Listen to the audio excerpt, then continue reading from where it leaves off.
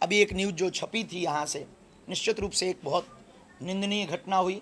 एक ही परिवार के 7 लोगों ने अपने शरीर को छोड़ा। आगे भविष्य में इन्वेस्टिगेशन में और रहस्य भी खुलेंगे, जिसमें आत्महत्या प्रथमदर्शिता पुलिस प्रशासन के द्वारा कही गई है और वो एक हृदय विदारक घटना है। भगवान से हम उनके लिए प्रार्थना करते हैं, लेकिन कुछ हमारे बंधुओं ने उसको बागेश्वर धाम की कथा से जोड़ दिया था कि कथा सुन कर के गए और उन्होंने आत्महत्या की। बल्कि सच ये है, जो पुलिस ने भी बताया और इन्वेस्टिगेशन में भी आया और सीसीटीवी फुटेज में आया, कि वो कथा में आए ही नहीं है लोकेशन के अनुसार। क्योंकि जिस दिन वो यह घटना हुई, उस दिन कथा 7:20 पर स्टार्ट हुई, जिसका लाइव वीडियो यूट्यूब पर डला हुआ है।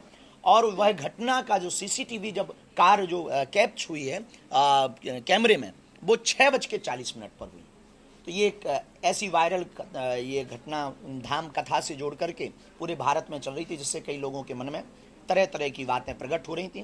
तो हमारा स्पष्टीकरण इस पर यह है कि इस प्रकार की अस्पष्ट वार्ता को प्रसारित ना किया जाए, ताकि हिंदुत्व की विचारधारा को ठेस ना पहुंचे, सनातन को ठेस ना पहुंचे और बागेश्वर धाम के श्रद्धालुओं की आस्था पर ठेस ना पहुंचे। शेष आप लोगों की जो भी खुजली हो बोल सकते हो।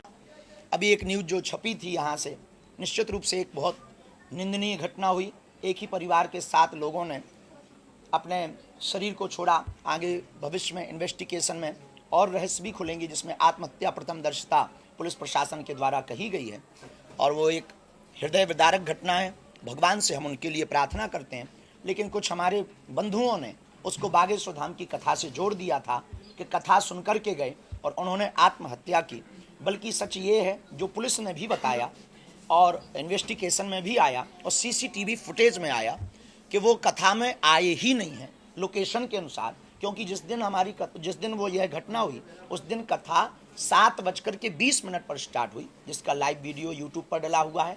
और वह घटना का जो सीसीटीवी जब कार जो कैप्च हुई है कैमरे में, वो 6:40 पर हुई। तो ये एक ऐसी वायरल ये घटना धाम कथा से जोड़ करके पूरे भारत में चल रही थी, जिससे कई लोगों के मन में तरह तरह की बातें प्रकट हो रही थी। तो हमारा स्पष्टीकरण इस पर यह है कि इस प्रकार की अस्पष्ट वार्ता को प्रसारित ना किया जाए, ताकि हिंदुत्व की विचारधारा को ठेस ना पहुंचे, सनातन को ठेस ना पहुंचे और बागेश्वर धाम के श्रद्धालुओं की आस्था पर ठेस ना पहुंचे। शेष आप लोगों की जो भी खुजली हो बोल सकते हो।